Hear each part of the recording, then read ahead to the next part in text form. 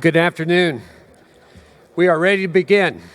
I have the honor today of introducing this afternoon's panel on developing cyber capacity for the DODIN. Moderating the panel is Colonel Joe Yavorsky, U.S. Army retired, Chief of the Plans Branch G3 at the 7th Signal Command Theater. Joe is a graduate of the U.S. Military Academy at West Point. Joe has had a distinguished 25-year Army career. He last served as a colonel and deputy director of the U.S. Army Signal Center Battle Lab in 2003, retiring in 2003. After several years in industry, he has returned to the Army as a DOD civilian in the 7th Signal Command Theater in 2010. He is also a past president of our AFCEA Augusta Fort Gordon chapter. He is a lifetime member of AFCEA, and he's a personal friend of mine. So I'd like you to just welcome Joe Yavorsky.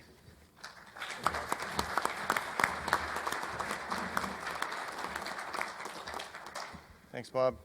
Thank you all for joining us today and this afternoon.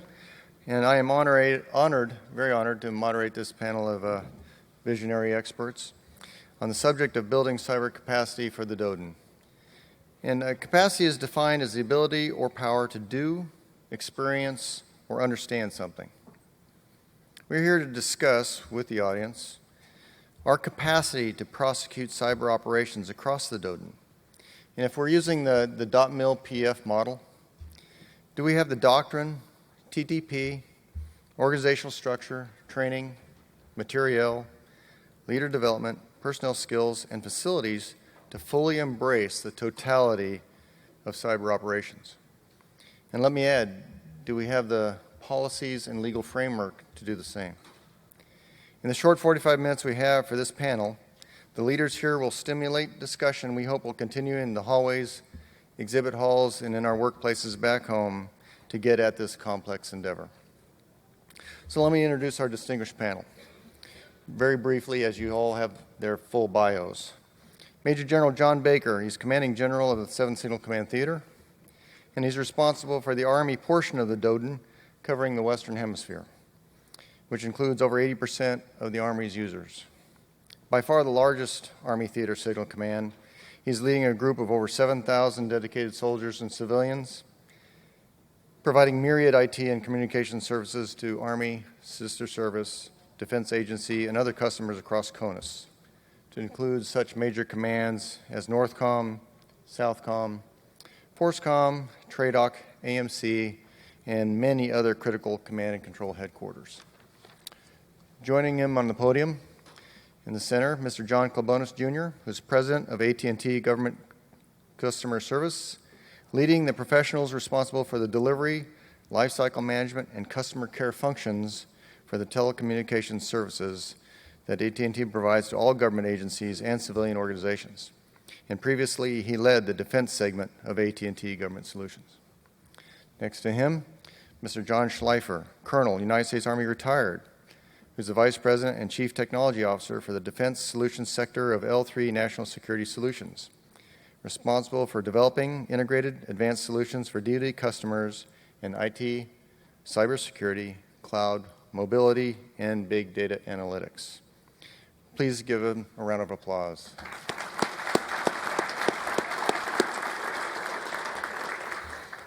And I ask that you text your questions as we're going to askmetna@gmail.com. And now, you're not here to see me. I'm going to fade in the background and turn it over to Major General Baker to lead the comments. Thank you. Thanks, Joe.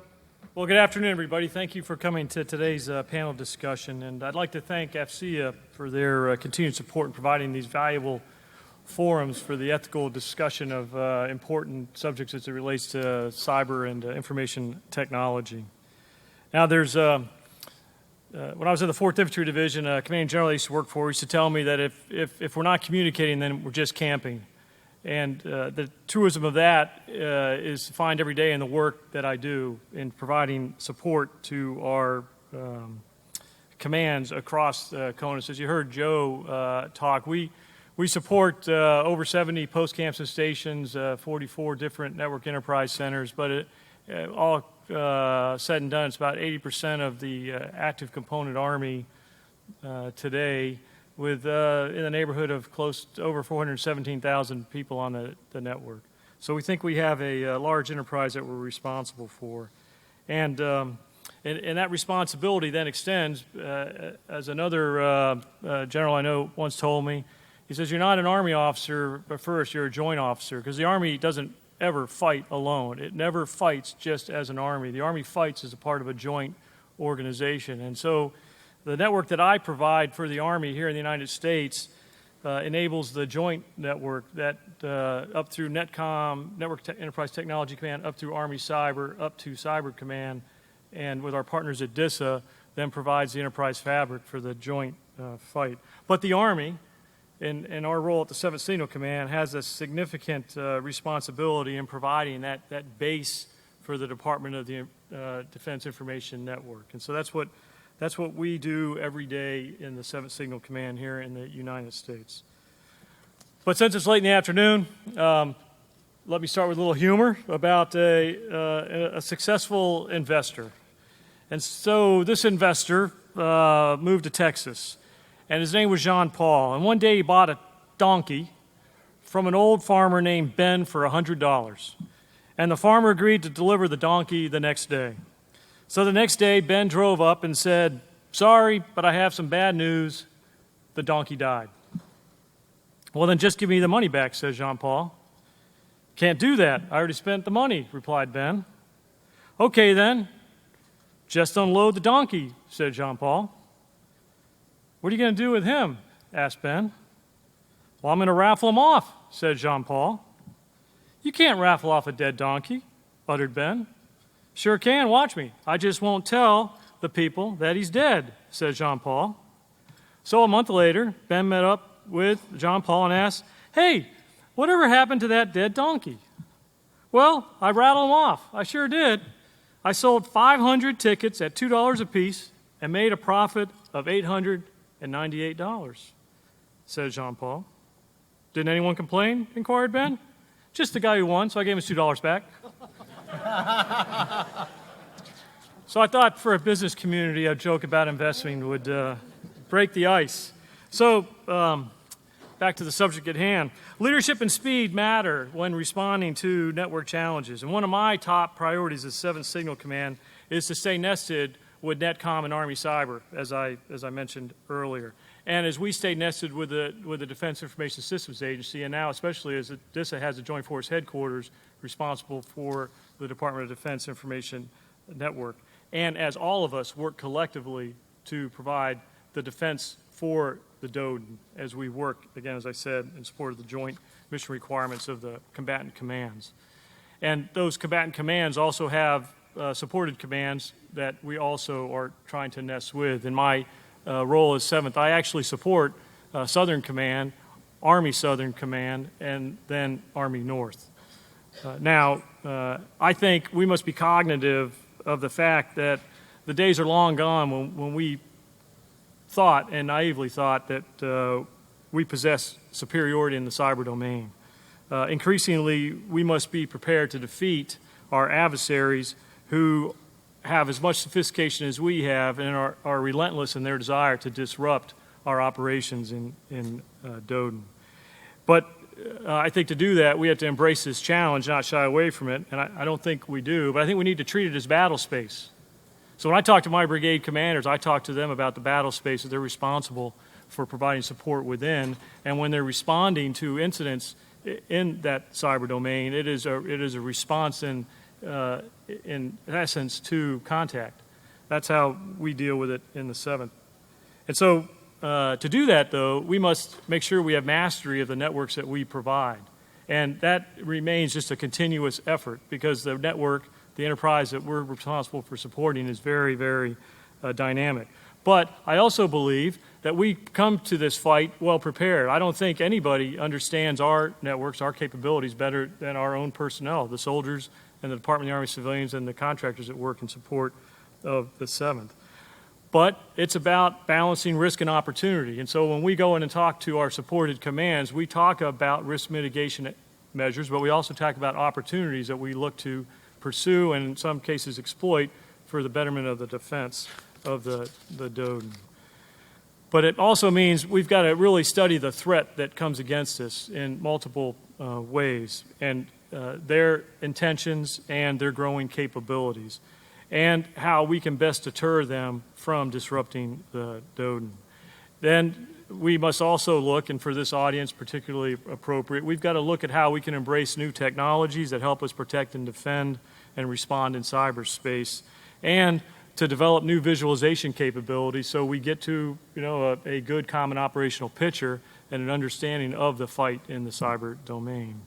And lastly, we've got to continue to work together as partners between the industry that is represented by the members here in this forum, and by our academia partners, but also by our fellow service partners. Because the only way we're gonna defeat this threat is through that work together.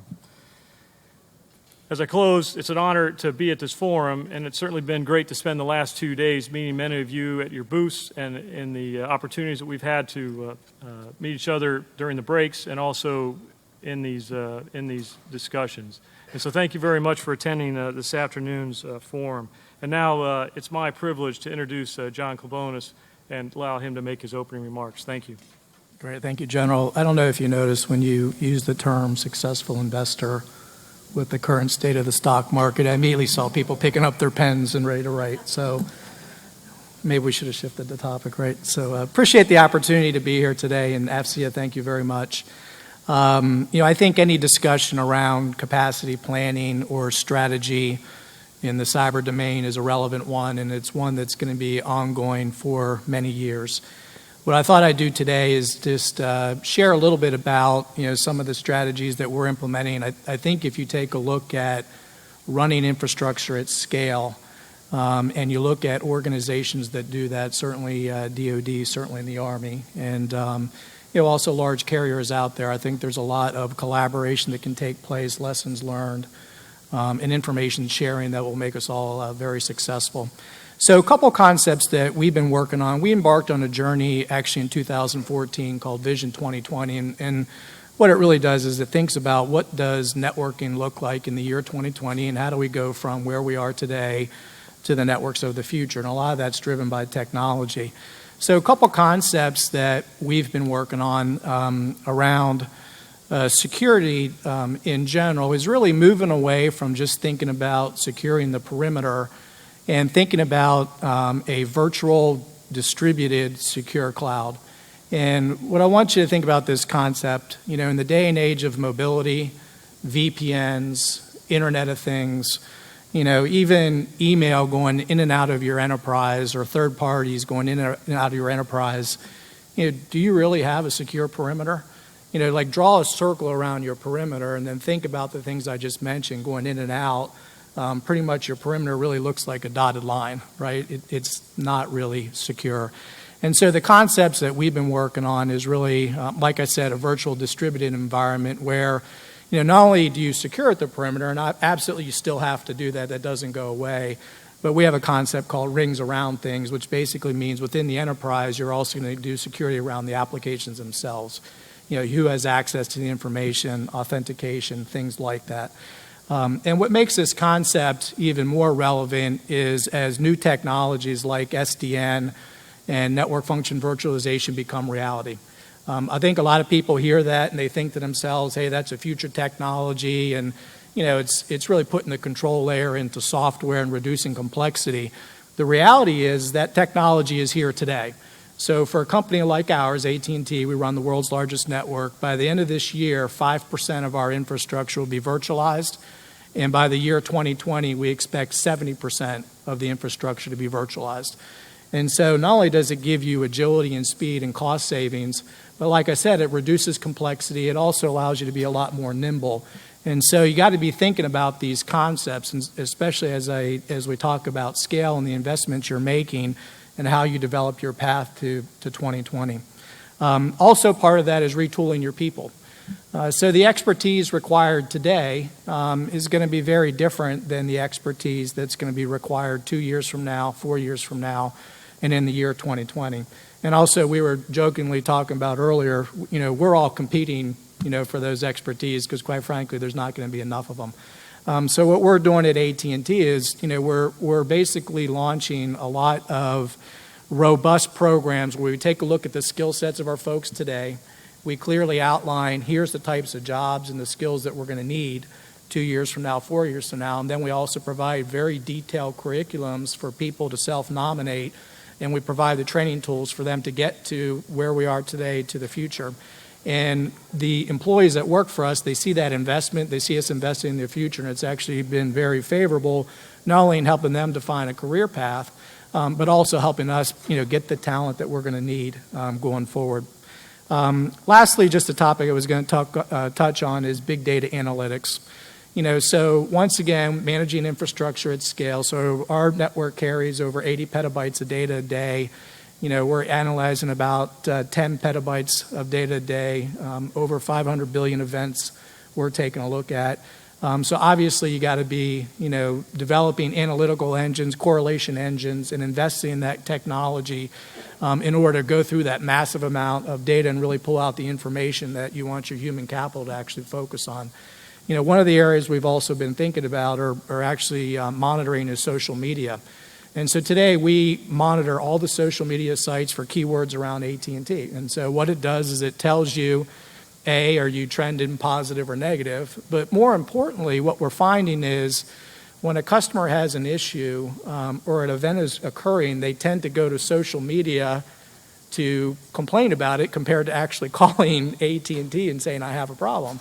And so what we do today is we monitor that. We can tell if there's negative sentiment out there. And we've actually had instances where we've implemented a change. All the lights are green on the boxes. Everybody that runs their processes says my stuff's working, yet the experience to the customer is degraded.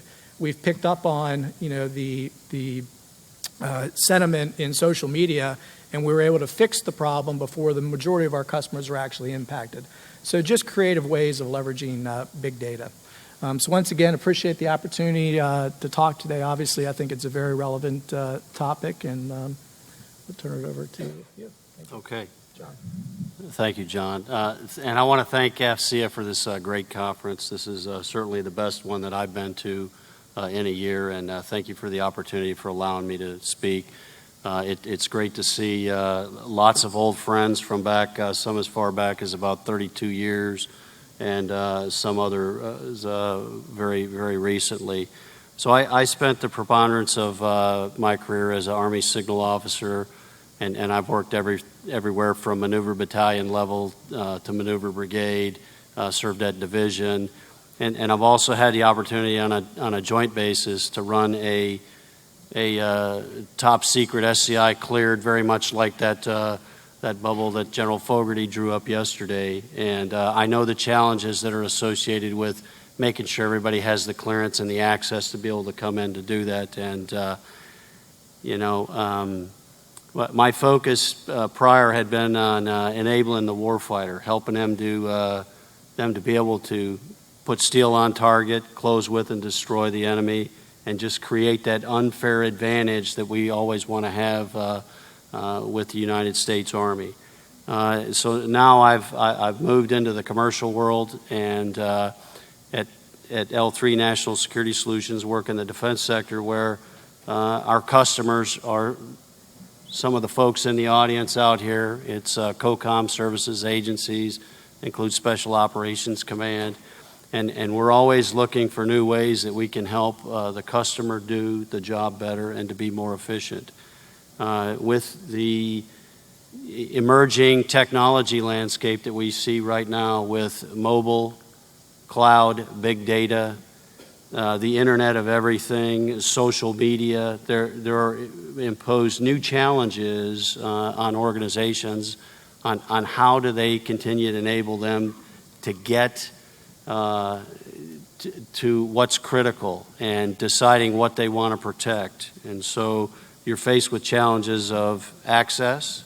Hey, poof, everybody's got a clearance, versus the security. And maybe you did the hand wave like we've done in some of these brigade talks, where you got to let the driver in because he's critical, and he gets granted the clearance and the need to know to be able to come in. So from industry standpoint, we're faced with that challenge of the protection of our intellectual capital on our own networks. As John spoke about that huge challenge that you have with finding good people, and then once you find them and you train them, how do you retain them, and how do you keep them motivated to want to stay with the team? And from my career in the Army, I think we've seen those challenges multiple times, and everybody's looking for the guy with 85, 70 certifications, and the reality is over time you're able to grow that base and able to meet those requirements. I think one of the biggest challenges that we have is knowing when you've been hacked. And when I go back to my JTF G&O days as the director of ops there, typically the information that I received would be 2 to 3 weeks late, telling me that someone had been in the network. If you take a look at that latest Mandiant report, 205 days is the current average of when you've been hacked. So the reality is you don't know what you don't know. And that's actually down from 265 days, I think they said, prior to that.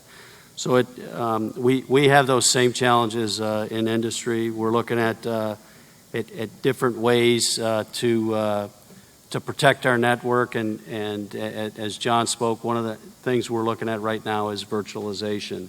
You virtualize the network, you virtualize the desktop, you virtualize the environment, and then you're able to reduce that threat surface and enable yourself. When you do have to apply a patch, it takes you 2 hours versus 2 days to 2 weeks, and particularly if you're in a deployed tactical environment, sometimes you say, to heck with it, just do the POAM. It's going to take 6 weeks to figure out how to get guys out to remote sites to do those things.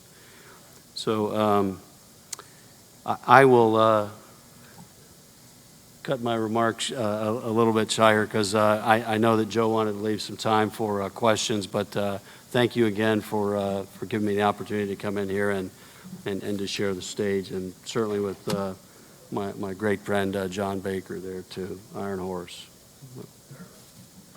Thank you all for your comments. Do we have any from the audience? Yes, thank you. I'm John Rutt. I'll be asking the questions from back here. If you can't see me, you can hear me. First question.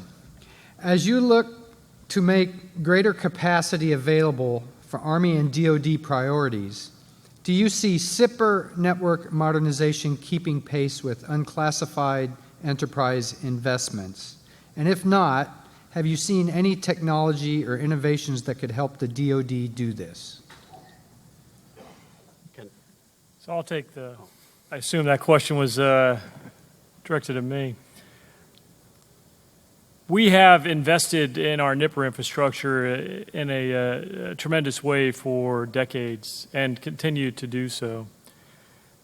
We have not invested as heavily in our SIPR architecture, but are doing so now, and recognize, I think, especially with 14 years of combat experience, the necessity to prioritize our SIPR capacity from an operational perspective. So when you're in theater, you do everything on SIPR, you do almost nothing on NIPR.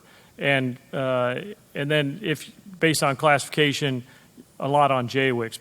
But really, SIPR is the crown jewel of our DODIN enterprise. And we are now embarked on a campaign to work the modernization of our SIPR architecture over the coming years. But it's obviously has to compete for resources like anything else, because we still have to sustain the NIPR infrastructure that we are so reliant on here in CONUS.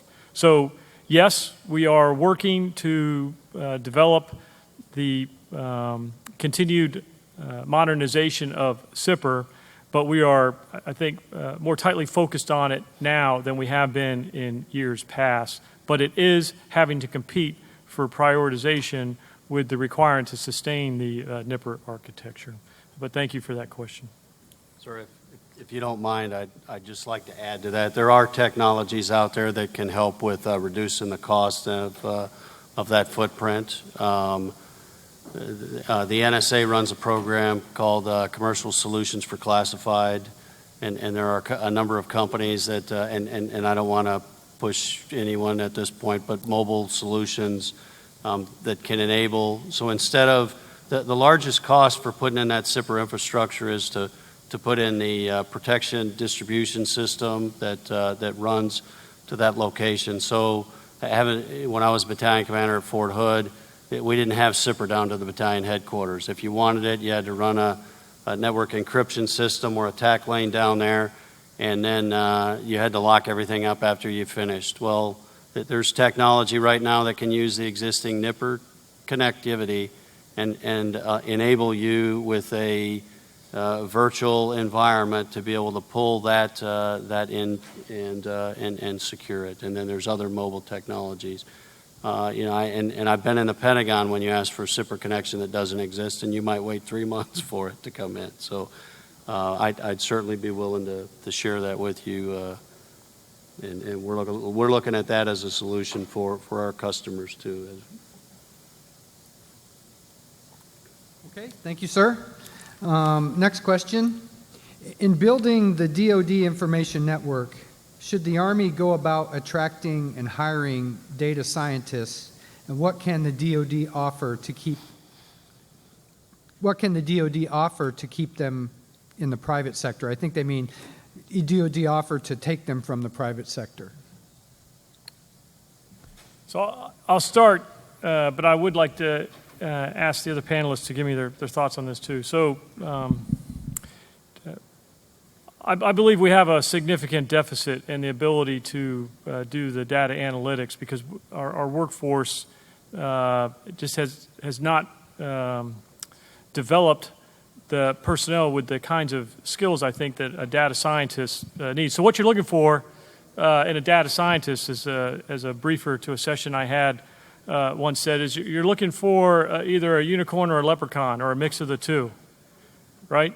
You're looking for somebody with exquisite operational skills that has a definitive understanding of statistics based with some ability to understand economics and the choices people make, and is a super coder to boot. So those people do exist, but for the most part, they do not work for the United States Army. So I have been advocating and am implementing in my own command the ability to at least start building a foundation to develop that kind of talent.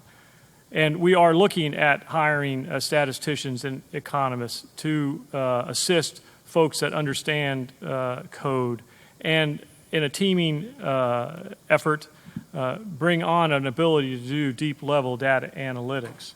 And in my discussions with many of our industry partners, that's how they have started their efforts as well. And I think we would be well advised to follow.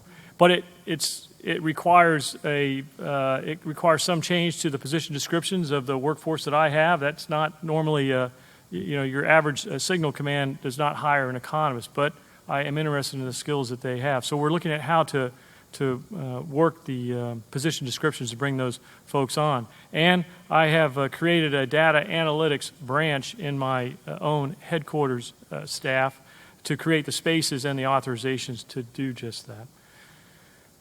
And in terms of keeping that talent, once you have grown it, I absolutely want to be the command of choice for people that want to serve in our Army. I want people to come and serve in the 7th. I want soldiers to aspire to be in our ranks, and I want civilians to aspire to join our team and then stay in our team. And so I certainly can't compete with compensation, but I can compete on the basis of having responsibility, having the authorities, having a good climate, and knowing that you are, in fact, working very hard in support of our Army and our Army's efforts to secure our country. And so those are much less tangible than direct compensation, but my experience as a leader is if you get the mix just right, that I think the talent you bring in will want to stay because they recognize the contributions that they're making. But I'd be interested in hearing from you. You couldn't be on this panel, by the way, unless you're named John. We made an exception for Joe, but I'll ask the two Johns to also talk about this from their perspectives. So obviously, we're one of the organizations that you would compete with. We have over 350,000 employees, and quite frankly, the big data scientist is one that we're actively out recruiting, on a regular basis. And interestingly enough, a lot of the incentives that you talk about outside of probably compensation are pretty much the same things that we're doing. The only thing that I would suggest around that, and I think competition is going to continue because there's going to be a continued shortage over the next several years. I do think that there can be a happy medium of industry partnership, a mix of, those who serve and then also contractors working on, particular opportunities. And I think that could be a happy medium. I don't know that there's really a one catch-all thing that you can do around that. I think something else is, take advantage of investments that industry makes. So when we look at our big data analytics, we're investing billions of dollars, right? And so that a lot of that's giving people experience, and maybe there's ways that we can collaborate together after we've actually invested and trained those people as well. And I would add that at L3NSS, we've invested quite a bit in big data analytics. We actually do the DARPA Plan X, if you've heard about that or saw that on 60 Minutes, that hopefully is going to be transitioned to the Army shortly here. And we're still working on that piece. But we have data scientists and a chief data scientist, and we have other data scientists that come in with all the skills and capabilities. And what we've asked them to do is to take a look at the network, and we don't give them any caveats. We tell them, look at the network and tell us what you see is going on with it. And they come in from a different viewpoint because maybe they're not a network person, and they'll come back and then try to tell you what they've seen by analyzing the data, and then we're able to look at that and go back in with a network technician and say, hey, this looks like an anomaly. This should not be happening. At 3 o'clock in the morning, we see this huge dump of data that's going to this one location, and it's happening every day. And then we take a look at the data, dive down into it, and say, no, that's normal behavior because that's when we send the financials out. We've had another challenge where we found a software. We saw this one node that was pinging at an inopportune time, and it was going out to a website that we were blocking and not allowing it to go, but it kept trying to go there. And then what we found out that there was a phone home capability that was tied to a software that the vendor had put in there. So then we contact the vendor and say, what's going on here? Here's your software, you get to have it back, and we want our money back. But we're very heavily into helping our customers figure out what's going on in the network and looking for the things that are different behaviors from what they saw. So we're certainly looking to that as a key part of the future. Thank you.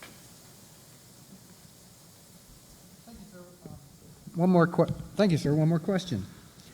Industry is well represented on the panel today. How can we improve or open a better dialogue with industry without risks associated with acquisition rule challenges? I'm going to look at my lawyer before I answer that question.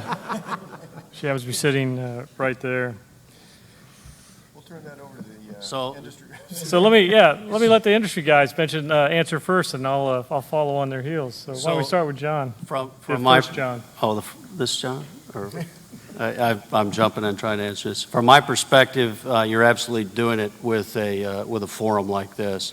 So there's another event that occurred, a Defensive Cyber Operations symposium that occurred up at Baltimore, and we had lots of reps from DISA, from the services, and from the COCOMs. However, at a lot of these other ones, unless you're going to AUSA or we go to Land, Sea, Air symposiums, you don't see a very heavy turnout of the government reps. And I think, having been a former Department of Defense employee, I think the challenge was that everyone's so concerned about expenditures of money and making sure that we're doing things on the up and up. But this is a great forum. I always felt that AFCEA was the first part of his armed forces.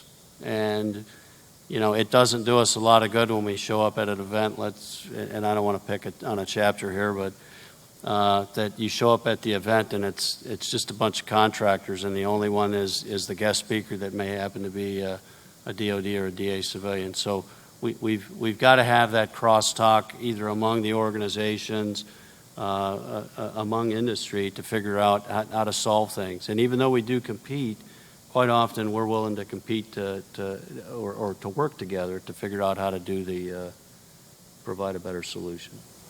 Yeah, so my perspective is similar. I think that open forums like this are a great way to do it. I think in the networking industry, carrier industry, my biggest competitors are also my biggest customers.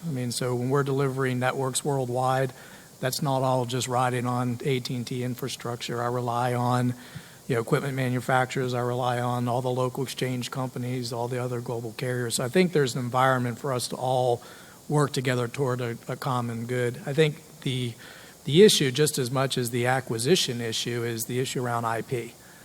So I think that we're very comfortable having these greater discussions until they get to a point of you're sharing your intellectual proprietary type information. And so I think as long as they're kept at that level, I think almost all large companies are more than happy to participate. So I like to tell the people that I work with that you can't start a relationship on the day you need it. And so it would be wise for all of us to pick up the phone and go reach out to the VTC or go visit people in person. And that includes our industry partners. I think, as John Schleifer mentioned and John Klebonis also mentioned, these forums are invaluable. These panel discussions like this are invaluable to the development of those relationships, the start of those relationships. So the attendance at these, I think, are worthy of not just our industry partners' time, but our government reps' time. I think industry days, when I was at Central Command, I was at J6, we used to sponsor industry days. We do it as well here in the 7th. I think those are valuable opportunities as well, so that we can have our industry partners come in when we have something that we're thinking about. They can come in and talk to us about products that they have, but it's on an even playing field. And then one of the initiatives that we have in the 7th is monthly I run a forum, and I bring in partners from academic institutions. I bring in our other government agency reps or other service reps, and we invite our industry partners, and we pick a topic, and we just do a deep dive. And we spend 6-8 hours talking about this subject in a collaborative forum, non-attributional. But every one of these venues that I'm talking about, whether it's an AFCEA TechNet where I'm on a panel, or an industry day, or my command strategy group forums, we are always very careful about clearing it with our legal representatives before we execute, so we don't get our government representatives or our industry partners in any trouble. And for our government teammates in the audience, I would offer that is a must every time you have a forum like this, so that you just make sure you're aware of the acquisition rules. They do change on us, and you just have to be clear-eyed as you go into the discussions on what, as John mentioned, what you can and can't talk about. And if there is a misunderstanding about that, then I'd recommend you not proceed until you get that clarity. So I think you've gotten 3 opinions on the value of it and different techniques that we're employing. But thank you for that question as well. Gentlemen, that was our final question for the panel there. Please join me in a round of applause.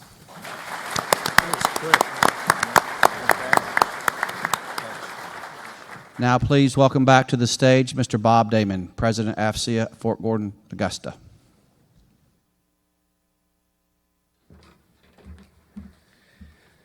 Well, thank you, Joe, and the entire panel.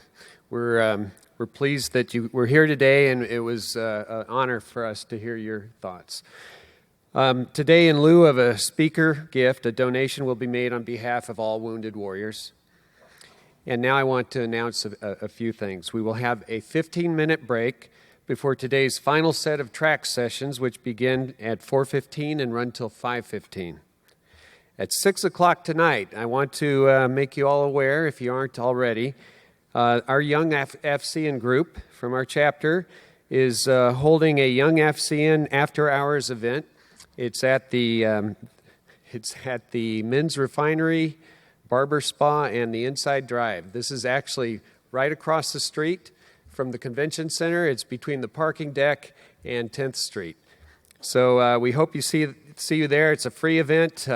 You don't have to be a Young AFCEA, and we welcome everyone. Tomorrow morning's program begins at 8 a.m. with an industry panel on cyber convergence. Where do we go from here? This is being moderated by Lieutenant General Susan Lawrence, U.S. Army retired, and former Army CIO G6, and is currently with Booz Allen Hamilton.